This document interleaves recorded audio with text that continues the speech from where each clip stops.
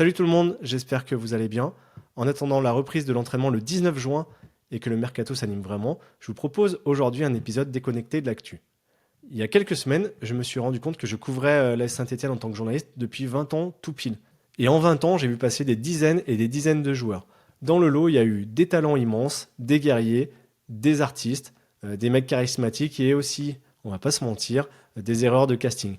Je me suis donc amusé à établir mon 11 des joueurs qui m'ont le plus marqué par leur qualité, qu'elles soient techniques, physiques ou humaines. C'est un petit jeu qui est bien évidemment subjectif, donc on aura certainement des désaccords, vous et moi. D'ailleurs, je vous invite à faire vous aussi votre équipe idéale dans les commentaires. Mais avant qu'on commence, vous savez que c'est très important pour m'aider. Prenez une petite seconde pour vous abonner et mettre un pouce afin de m'encourager. Allez, c'est parti avec dans les buts. Pas vraiment de débat possible, je pense. Jérémy Janot a évidemment marqué cette période 2005-2025, mais Stéphane Ruffier est pour moi le numéro 1 incontestable. Arrivé en 2011, il a été un mur pendant presque 10 saisons, avec plus de 380 matchs à son actif, une régularité incroyable et des arrêts monstrueux. Si la SS a tenu si longtemps en haut du classement et gagné la Coupe de la Ligue en 2013, je pense qu'il y est évidemment pour beaucoup. Devant lui, j'ai choisi 4 joueurs pratiquement tous internationaux. On commence avec le poste de latéral droit, ce sera Mathieu Debuchy, le guerrier par excellence. Il allait sur ses 33 ans lorsqu'il est arrivé à Saint-Étienne, mais même en fin de carrière, il a apporté son expérience et marqué des buts décisifs. Je me rappelle notamment de son égalisation à la dernière minute d'un derby à Lyon. Un vrai leader qui aurait sans doute mérité de jouer la Coupe du Monde 2018 et de poursuivre aussi une année de plus à Saint-Étienne, je trouve. Peut-être qu'il aurait aidé à éviter la descente en 2022. Dans l'axe, je mets Loïc Perrin, l'éternel capitaine, fidèle à Saint-Étienne du début à la fin de sa carrière de joueur. Un vrai symbole du club qui a su se réinventer pour passer de milieu box-to-box à défenseur central sans perdre en qualité, au contraire même je pense. Dans ce nouveau rôle, il était toujours bien placé, excellent dans les duels et en plus régulièrement buteur. Il y a beaucoup d'images, j'ai notamment sa sortie sur carton rouge lors de son dernier match qui était la finale de la Coupe de France 2020. Mais je vais plutôt retenir des prestations comme ce match contre Metz, je pense que vous voyez tous l'image, où il sauve un ballon sur la ligne en fin de partie, et juste derrière, il vient marquer comme ça de la tête le but égalisateur juste derrière. À ses côtés, on retrouve William Saliba, c'est le poste où j'ai sans doute le plus hésité. Pour moi, 4 joueurs pouvaient accompagner Loïc Perrin dans l'axe de cette défense. Il y avait Mustapha Bayalsal, Kurt Zouma, William Saliba donc, et Wesley Fofana. Ça a été un choix très difficile.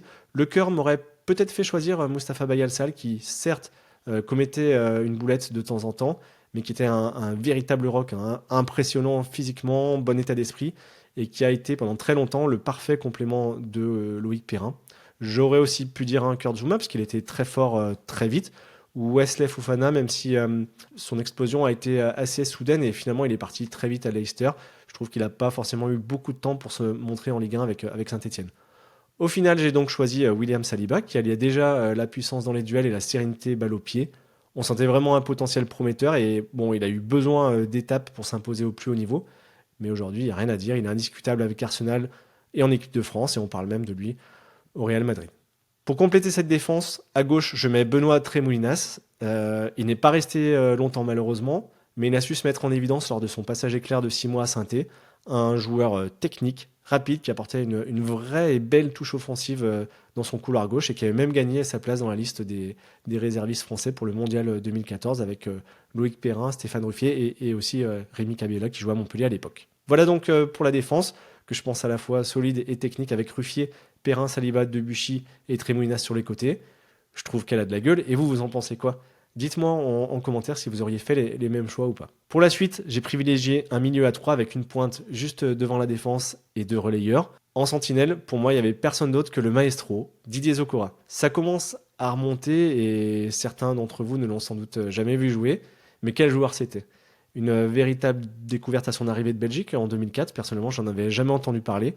Mais en 2 ans, l'Ivoirien était devenu incontournable, vraiment la plaque tournante du milieu de terrain, avec sa capacité à casser les lignes par sa qualité de passe.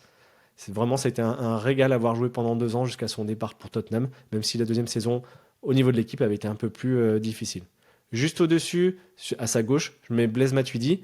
À Saint-Étienne, il n'avait pas encore exploité tout son potentiel comme il l'a fait par la suite au PSG avec les Bleus, mais on sentait déjà ce côté ratisseur hors pair qui a régalé Geoffroy Guichard, hein. On sait combien le Chaudron aime ses joueurs bagarreurs. On a eu le bonheur d'en profiter pendant 4 ans quand même si ce n'était pas forcément les saisons les plus abouties collectivement. Et ensuite, le plus logiquement du monde, Blaise a poursuivi son ascension dans la capitale, au PSG donc, où il a su se montrer plus présent offensivement jusqu'à devenir incontournable avec l'équipe de France. Et cerise sur le gâteau, champion du monde en 2018. Pour l'épauler comme relayeur droit, là aussi j'ai hésité pas mal entre 2 joueurs, Fabien Lemoine et Joshua Guelavogui. Un choix difficile car déjà ce sont 2 personnes que j'aime bien, hein, de profils aussi différents. D'un côté, pendant 6 ans, Fabien Lemoine a été un vrai soldat, hein, le genre de joueur que tu détestes avoir en face de toi, mais qui est hyper précieux quand il est dans ton équipe. Et il faut, hein, je pense, des joueurs avec ce caractère pour entraîner les autres.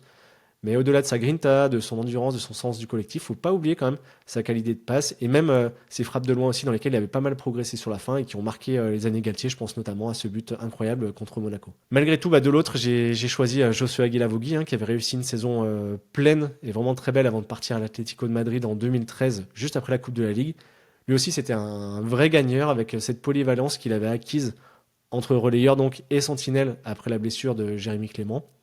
En plus, il fait partie des rares joueurs au XXIe siècle, hein, que l'ASS a formé et qui portaient encore le maillot vert quand ils sont devenus internationaux français.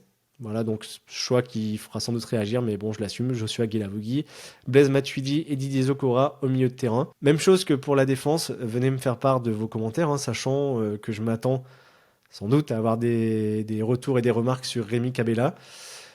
C'est aussi un joueur auquel j'ai réfléchi, j'ai hésité à l'inclure dans cette équipe, mais voilà, c'est le jeu, il faut faire des choix, et donc j'ai choisi les 3 noms dont je viens de vous parler. Allez, on termine par l'attaque avec un trio qui a fière allure.